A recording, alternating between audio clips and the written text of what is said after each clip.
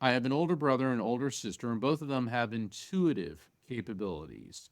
But I was a surprise. They had me a bit later in life. And when I was around 3 years old, I was three and a half, and I was interacting with my invisible friends. I remember my mother saying, "Oh, he's got it," and my dad going, "Oh, geez, he's got it." So from that age, because it's not unusual for toddlers to have invisible friends, but when mommy and daddy can see them as well, they realized from that age that I had these abilities. And well, I remember when I started school, I was going to first grade, and I just turned 5 years old, and I was going to Catholic school, and my father said to me, "Do not tell anyone about these things. You can talk to mommy and daddy about them all you want, but people who see things others don't get taken away."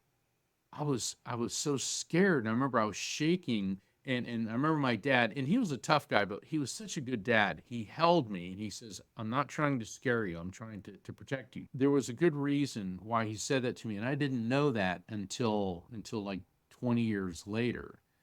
His sister Marjorie, who I never met on this side, she was a very gifted medium. And about 20 years before I was born, she was married to this guy who was a religious fanatic, for lack of a better term. He did not like her ability to pick up on spirits. He didn't like her precognitive and anticipating future events. He thought it was Neville, the work of the devil and evil and all that nonsense.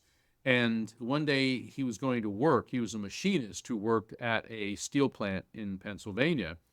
And she had this horrible feeling, like she was getting it in her solar plexus, pit of the stomach, which is where we feel things. Begged him not to go to work. They had a big fight. Finally, he acquiesced. All right, fine, I'll stay home. Well, that day, a crane was lifting thousands of pounds of steel beams, and all of a sudden the cable snapped, and the beams crushed the machine shop that he worked in and killed everybody in it.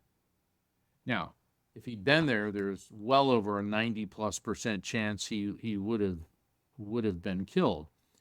And the thing is, Kara, you would think that he would be grateful that her spiritual abilities saved his Saved life. him. Yeah.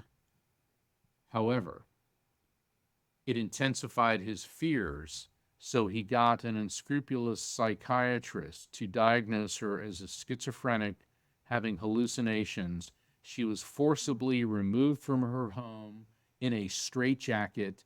They took her to a mental institution where she was subjected to electroshock therapy for a period of over 6 months. They did Oh, so much damage to Marjorie's brain that she never again talked about seeing spirits. And so that's why my father was so worried when I was a little boy, because we've been persecuted horribly over the centuries.